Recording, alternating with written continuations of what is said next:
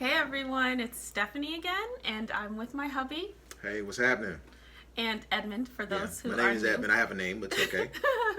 Well, I mean, you didn't say it. I was waiting to be introduced like a king. Oh, you're right at home. You're not. New. I want an introduction. You're not new like, anymore. What's her name? Khaleesi. You're not. That's new, what I want. You're not new anymore. Father of dragons, realm king. I want all of that every time you introduce me.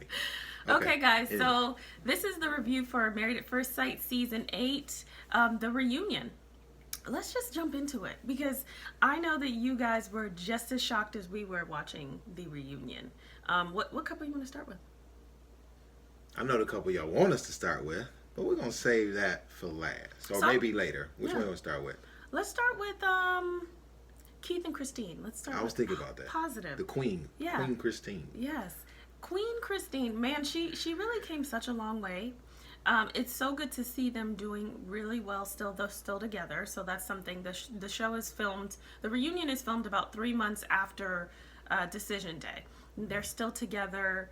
They're really happy. They're doing well. They made a big announcement that they bought a house together. I know everyone assumed it was a baby, but they bought a house together. So it's really nice to see a genuine coupling with them. And their relationship moving forward, and they're making room for growth and to build together, and they just look really genuinely happy. So they like made me happy the whole season.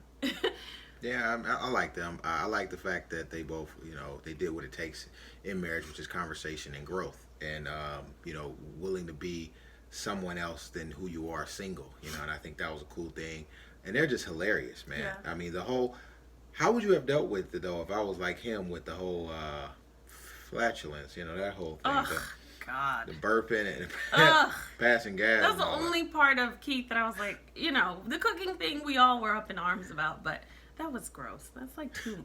So you got to seal the deal before you. Well, I guess they did because they got married at first sight. So that was gross. That's Yeah. That's funny. I mean, hats off to Christine because she hung in there. So. I mean, it took, some years before you even, lightweight irked in front of me. Yeah. I think that was, last year. That's a lot. That's a lot. But it's good to see them doing well. And one of the things that I noticed that she said was, because I think Kevin Frazier asked, when was the point that you really knew that it could be something significant? And she said the moment that he took the cooking class, because it showed growth, it showed flexibility, and it showed that, hey, if there's a concern in the relationship, they're going to be both invested in making it work. So I think they are strong. I see them lasting a long time. That's what I hope for them. I do too. And not that I'm going to comment or respond to this, but I do want you all to let me know how soon a guy should be doing that. Like, how would you feel if he just straight let one loose the first night? I mean, that in the bed even. He said, I didn't do it on you. Like, that was supposed to get a prize. Like, I didn't do it on you. I mean, you're not talking to your frat brother. I mean, but they're funny together because when they were talking about watching the matchmaking show with her dad and they talked about the sexual position and she walked out of the room, because I would do the same. I would just let him deal with it. I would just get up and go because it's weird. It's your dad. And he just laughed it off. Your dad. Oh my God. What did you say? Yeah. What is this? It would be weird. But I love them together. They have such good chemistry. So that's Keith and Christine. Not much to report. Happy for them, and I hope they're continuing to do well. Yep, that's it. All right, so Will and Jasmine. Will and Jasmine, they decided not to stay together. And they're still not together. I think it's interesting because Jasmine mentioned that when they were going to sign the divorce papers, because her and Will have communicated throughout, that Will said that they should remain friends and possibly date. So, here's... God. We really went after Jasmine, this season. But if you notice, towards the end of the season, I started bringing more concerns with Will. And I'm still going to bring my concerns with Will. If you were dead set on this not being the woman for you, then just let it not be the woman for you and move on. But to kind of dangle that carrot and to be so... uncommitted to kind of your decision, it's a little concerning because he seemed very decisive he really seemed checked out most of the time. So to get a divorce, but to want to be friends and hopefully date, are you waiting for her to be on ice to when you want to decide? And I don't know. I don't think that was fair. And I'm glad that, because Kevin once again asked them if they were dating someone and if they would date each other. And he said, you never know. He's very non-committal. He really doesn't. 2 years down the line. She'll be married with a baby by then. She he doesn't answer the questions. If you noticed all last night, when questions are asked to Will, his joke is like, "Oh, to Will again," because he doesn't want to answer them, and he sits on the middle every single time. And so with that, he was pushed to basically say that he would want to date her. Obviously, he said it before, and I'm glad that she said no, that she wasn't open to it. I'm glad that she had enough, sense to know that that's not something that she should wait around for.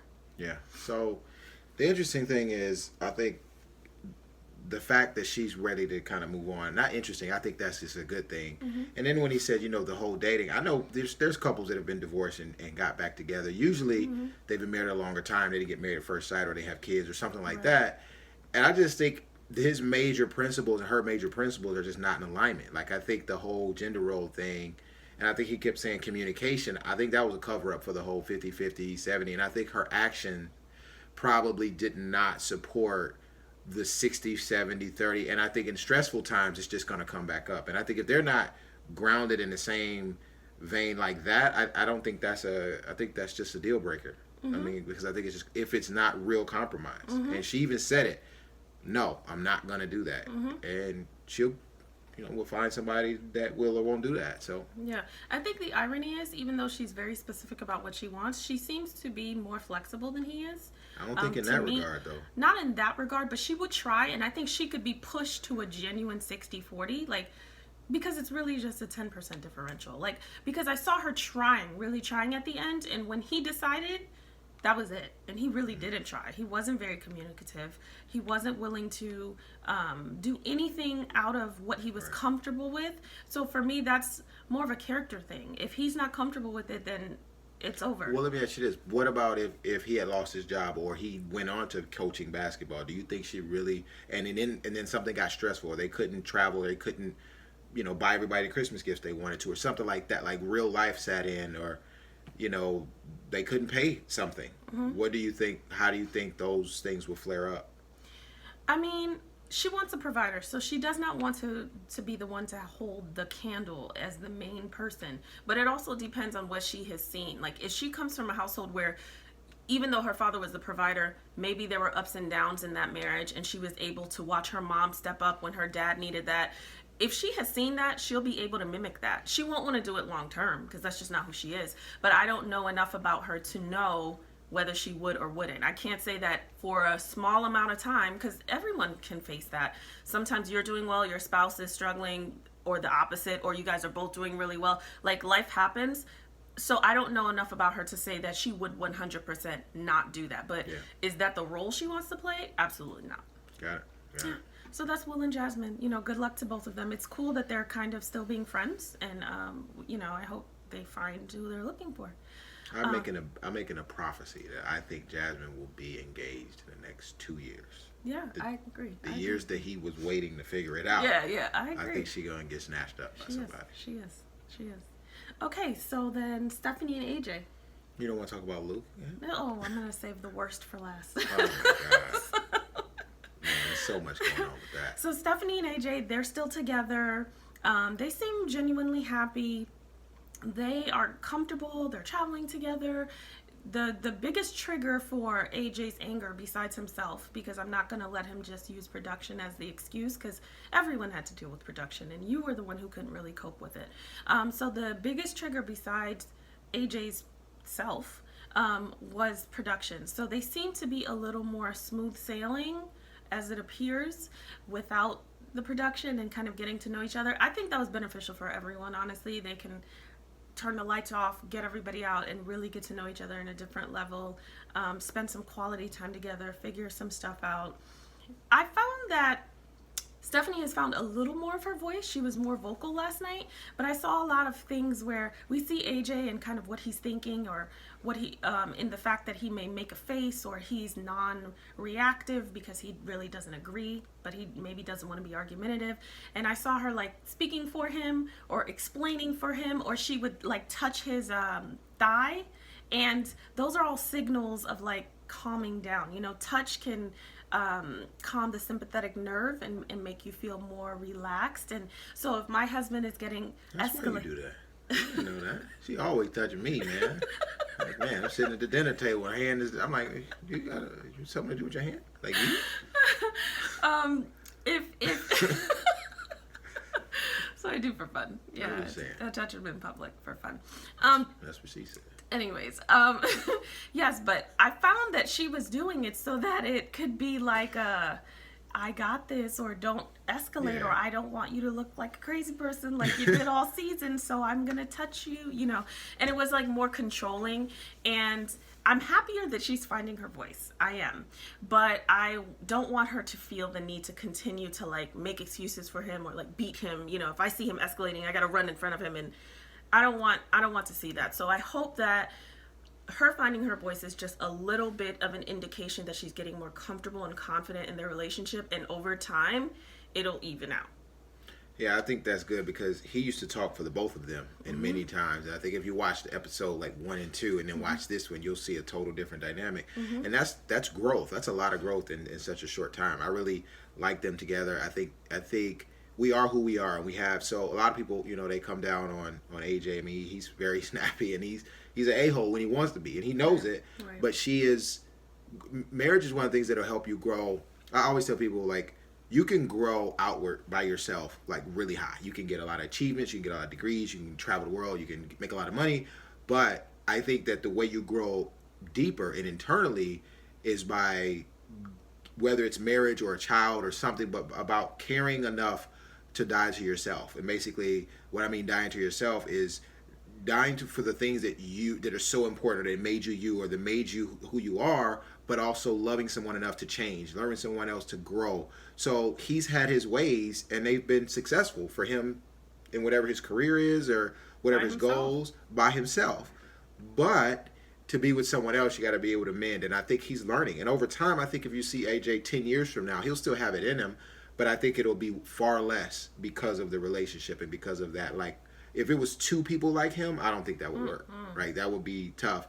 And, you know, one thing I will say is, I was thinking about it after I watched it. I was like, you know what? If we had, I mean, I don't even like this light, but if we had lights like this around us 24/7, I would probably snap at least once or twice. You would. I know I would. I go into the light.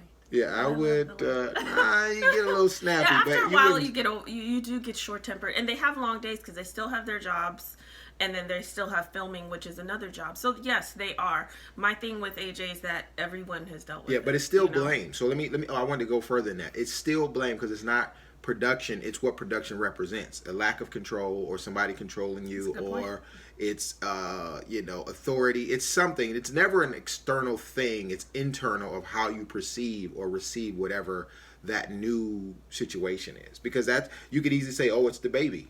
I mean, like, it's something it's else. something, or oh, it's this. But no, it's.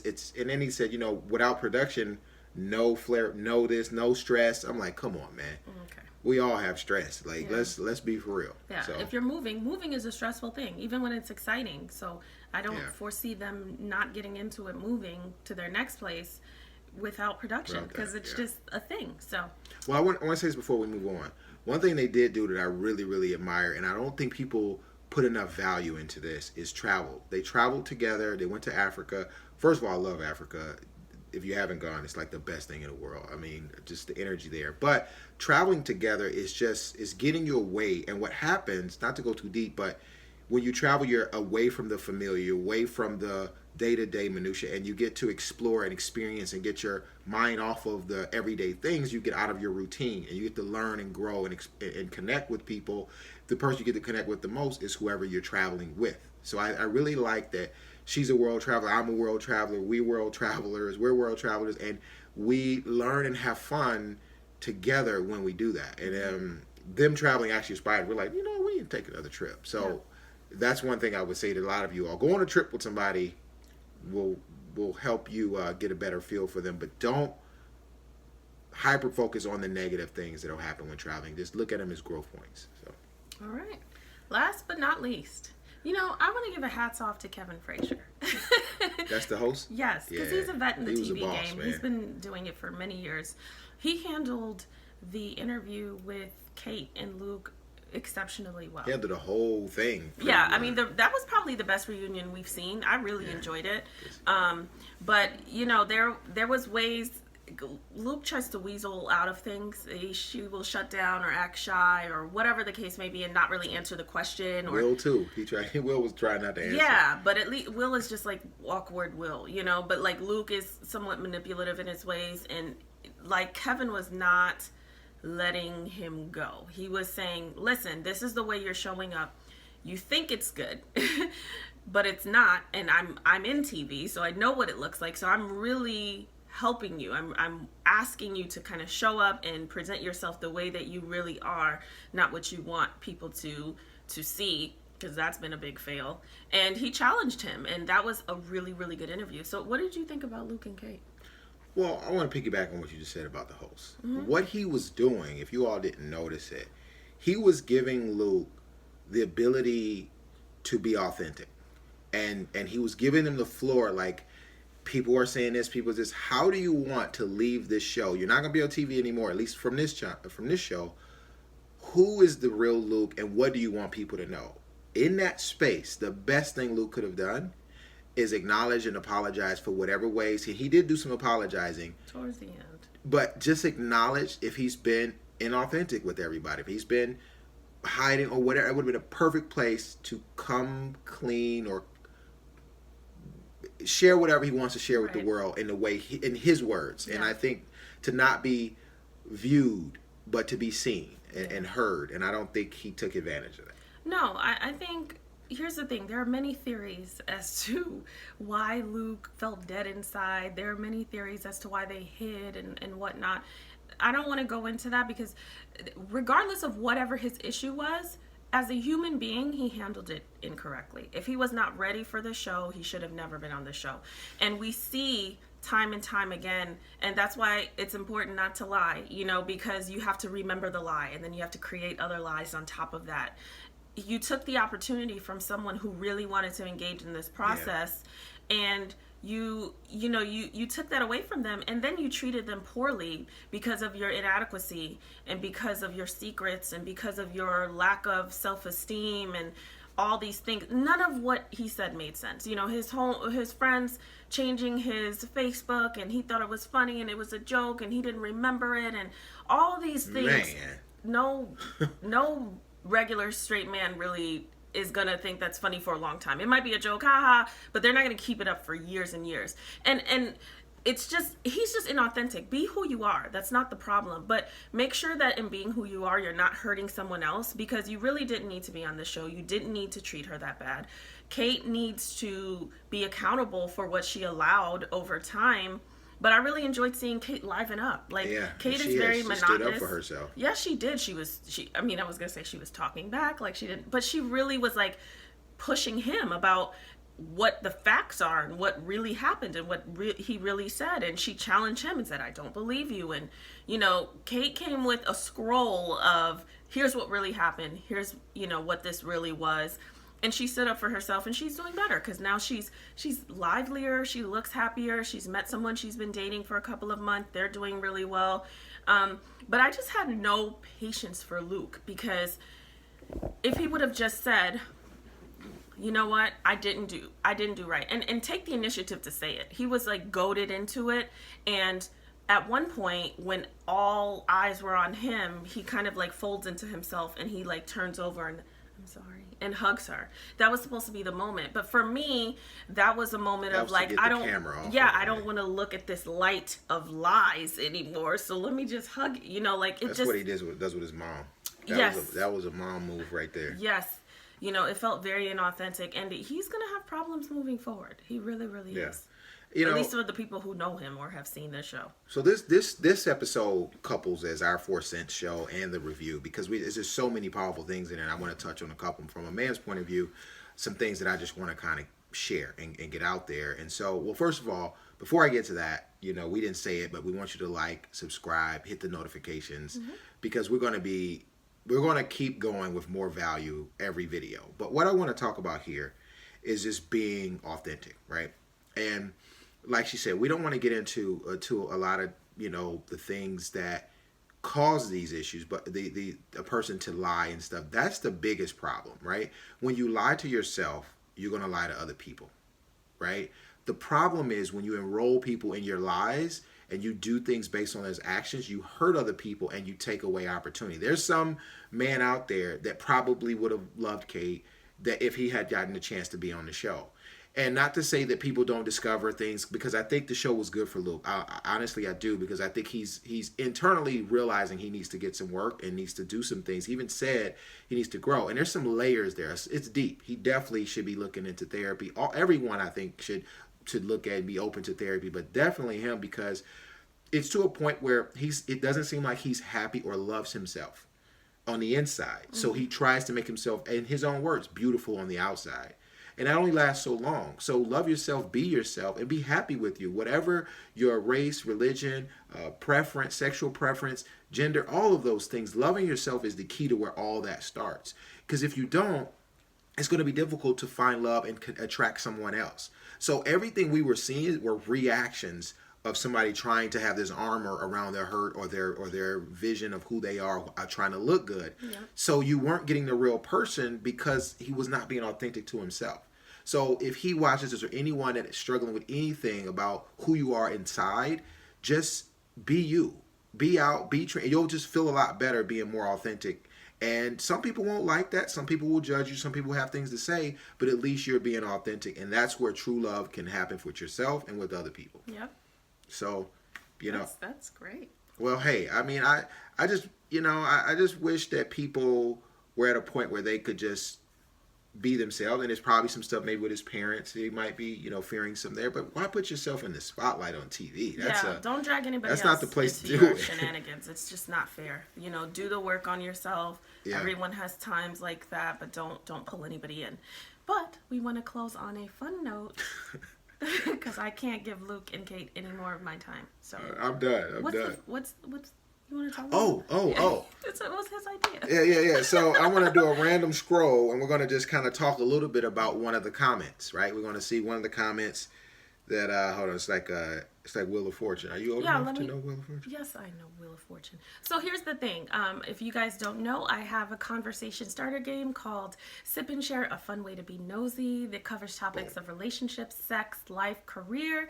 And so we thought it would be fun, since you guys have mustered through this season with us, to pick a random comment, and we're going to gift you one of the card games. So if your name is called and you see it, please you can email me at info@iamsuccessfullyme.com. It'll be down below, and send your information, and then we will mail that out to you. So who did you choose? Person, let me see, it doesn't say the name, but it's the person who said, it does at the bottom, Crystal Williams. She's the one who said Married at First Sight is coming to my city, DC. I do want to comment on this comment. Congrats, though. Crystal. Congrats. She was talking about, they were pretty much asking what you're looking for, and I think that's why they're not matching folks well. It should be questions asking more about your personality. What is your life like? What do you do? What do you like to do? Hobbies, morals, values. Asking if I want a traditional husband can mean so many things. Traditional can mean something different depending on who you ask. What's your thoughts on that? That's a great comment, and I responded to that. A lot of you guys, I respond to the majority of you guys, and I actually do really remember that. And I remember being like, yes, she got the inside scoop, because it just I hope they're doing some sort of social proof where they're seeing what people are writing. They should be doing that so that people can see where they're lacking, because that comment it gave me great insight on what's happening and also what's not happening. And you're absolutely right. Traditional does mean something different for each person. Like, traditional could have been your mom working and your dad home with the kids. That's happening a lot nowadays, depending on what your profession is. So I thought that was great, and it was like really, it was like behind the scenes on what happens, because clearly I'm not going. My sister went. My sister, she won't mind me saying this. She said she was in Dallas, and she was like, "Man, it was too many questions." I'm like, "Okay, you can find your husband, but you don't want to fill out enough questions." But so people are saying it should be more, and I think they, not only that, man.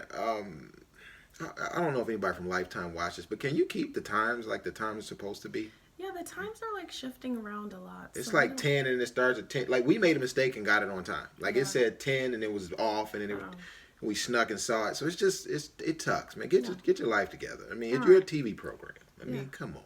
All right, guys. Well, thank you so much for watching this season with us. We will be back. Were you, what's her name? AJ, I mean? Yes, we will be back in June. The next season comes out in June, and hopefully it is a exciting season because we'll be watching no matter what we said this season. We will be watching. But in the meantime, our 4 cents will still have regularly, weekly episodes. So definitely stay tuned and watch your notifications. So make sure you're watching and commenting because you never know when we give away something. Well, All when she right, gives away something. everyone have a wonderful week.